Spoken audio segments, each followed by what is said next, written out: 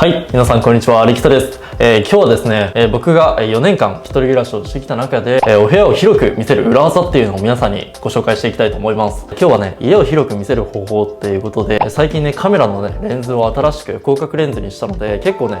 前よりも広く見えるんじゃないかなっていうふうには思うんですけども、早速今日はね、僕が4年間一人暮らしをしてきた中で、お部屋をね、広く見せる方法っていうのを今日はね、5つご紹介していきたいと思います。はい、ということでね、まず今日ご紹介する内容をね、5つ最初にお伝えしておくと、1つ目が余白のある画面積を増やす、2つ目が 2way で使える家具や足つきの家具を選ぶ、3つ目が白い家具で統一する、4つ目が背の低い家具を選ぶ、5つ目が鏡を活用するっていう、以上のね、5つになります。まずね、ご紹介するのは余白のある画面積を増やすってところですね。余白のある床面積を増やすってことイコール何も置かない床面積を増やすってことと一緒になるんですけども、まずね、想像してほしいのがゴミ屋敷みたいな部屋、結構ね、テレビとか YouTube とかで見ることあるかなっていうふうに思うんですけども、ああいう部屋って基本的には床目いっぱいにね、いろいろゴミだったりとか服だったりとか日用品とかがいろいろ敷き詰められてると思うんですけども、ああいう状態ってね、いくらお家がね広かったとしても床に物がね敷き詰められてることによって全然ね広く見えないかなっていうふうに思いますし、やっぱりその分ね掃除も大変ですよね。なので僕はまずね、お部屋を広く見せる方法として余白のある床面積を増やそうっていうところをね、僕は意識してるようにしてます。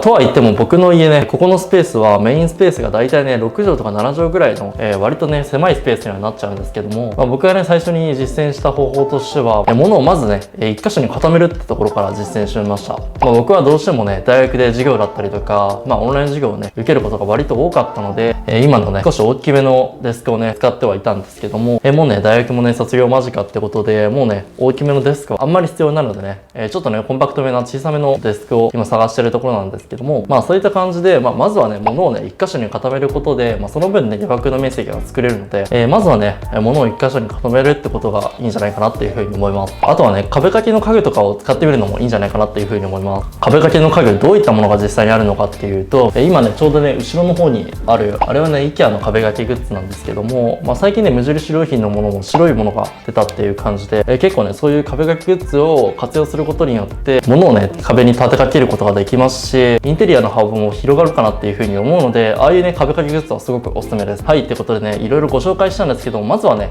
目の前にあるゴミ、小さい紙袋だったりとかお菓子の袋だったりとか、あとは飲みかけのペットボトルとかね、そういった目の前のゴミから捨てるっていうことがまず大事かなっていうふうに思うので、まずはね余白のある床面積っていうのを増やすってことをね意識してみたらいいんじゃないかなっていうふうに思います。はい、ってことでね、次が、2way の家具だったりとか足つきの家具を選ぼうってところですね。僕のね身近な 2way で使える家具っていうのは、上にあるポップインアラジンっていうプロジェクターですね。実際に今ねここで投影されてるものなんですけども、照明兼スピーカー兼プロジェクターっていう感じで、3way で使えるアイテムで、あとはねまだね動画ではご紹介してないアイテムなんですけども、上にあるのがサイドテーブル兼ゴミ箱としても使えるアイテムがあるんですけども、そういうものはね物を減らすものっていうか、何かね家具は兼用できるものを選べるとその分ね物も減らせますし、引っ越しとかもかなり楽になるので、そういったものを選ぶことによって余白のある床面積っていうのをね実現できるんじゃないかなっていうふうに思います。あと2つ目の足つきの家具なんですけども、それはね僕はさっき実際にご紹介したこのね IKEA のデスクっていうものも足つきの家具にはなってて、実際にねキャスターがついてるので自由自在にねテーブル動かすことができるので、足つきのね家具を選ぶことによってその分ね部屋に奥行きが出るので、こういったものをね選ぶと部屋がさらに広くなるんじゃないかなっていうふうに思います。やっぱりね足つきじゃないテレビ台だったりとか、あとはねソファーとか選んじゃうとその分ね部屋にすごく圧迫感が出てくるかなっていうふうに思うので、まずはね家具選びをする段階で足つきの家具だったりとか、あとはね 2way で使えるような家具っていうのを優先的に選べばね、部屋もね広く見えてくるんじゃないかなっていうふうに思います。はい、ってことで3つ目が白い家具で統一しようというところですね。僕の部屋見てもらったら分かる通り、もうほとんどね全て家具はね白で統一してます。白いね家具を選ぶメリットとして、白っていう色はそもそもね膨張色っていう色なので、人間のね目のね視覚効果によってその分ね部屋がね広く見えて、さらにね清潔感が出るかなっていうふうに思うんですよね。確かに白っていう色はやっぱりね汚れやすいんですよね。それがね唯一のデメリットではあるんですけども、その分ね一つ一つのものに対して愛情を持ってね、ちゃんと掃除したりとか、そのもの一つ一つをね大事にしようっていう気持ちがね湧いてくるので、そういった意味でも結構ね僕は白っていう色はめちゃくちゃ大好きですし、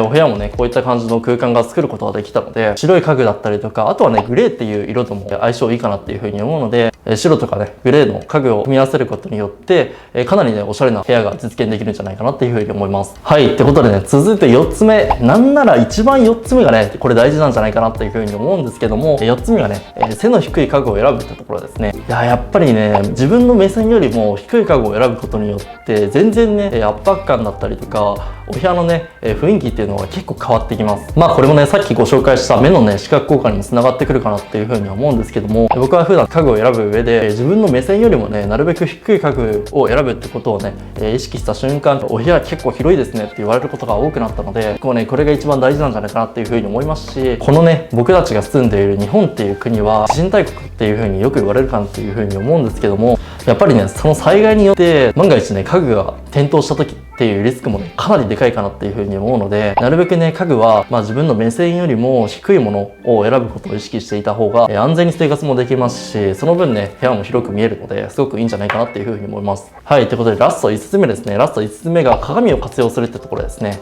僕は最近というか、半年前に、IKEA のね、小さい壁にね、貼り付けるタイプの鏡っていうのを、買ってみたんですけども、やっぱりね、これを使うことによって、全然ね、部屋の雰囲気っていうのが明るくなりましたし、鏡の効果でね、部屋もかなり広くなりました。やっぱりね、鏡がね、大きければ大きいほど、その分視覚効果で部屋がね、明るく見えて、さらにね、部屋も広く見えるかなっていう風には思うんですけども、結構ね、スペースも取られますし、ちょうどね、鏡をね、貼り付けるタイプっていうのが IKEA であったので、こういうものがね、結構増えてくれれば、かなりお部屋の雰囲気っていうのは変わってくるんじゃないかなっていう風に思います。意外とね、大きいのが、毎日のね、身だしなみチェックを、鏡をね、置くことによって、する習慣がつくっていうのがあるので、結構ね、これもね、大事なんじゃないかなっていう風に思います。女性はね、結構毎日身だしなみをするっていう習慣がね、できてる方多いかなっていう風には思うんですけども、特に男性ですよね。本当にね、小さい鏡でもいいので、玄関先だったりとか、どこかね、空いてるスペースとかに鏡をね、置くことによって、かなりね、部屋も広く見えますし、自分でね、整える習慣っていうのが、僕はね、以前よりもできるようになったので、鏡を活用するっていうのはね、結構いいことばっかりなのかなっていう風に思います。あとはね、インスタグラムのリールとかを見ていると、結構ね、部屋のね、照明を使っ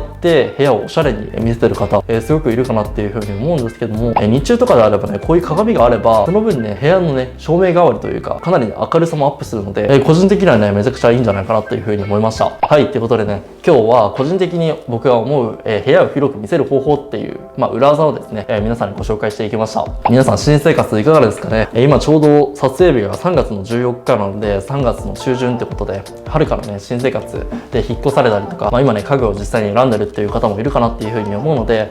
そういった方のね、少しでも参考になると嬉しいです。はい、ってことでね、このチャンネルでは普段ミニマリズムに関するノウハウだったりとか、あとはね、人のカバンの中身っていうのをね、ご紹介していますので、よかったらね、チャンネル登録だったりとか、あとは高評価、あとはコメントなど下からお願いします。はい、ってことでね、今日はこんなところで終わりたいと思います。ではまた次回の動画で会いましょう。リキセでした。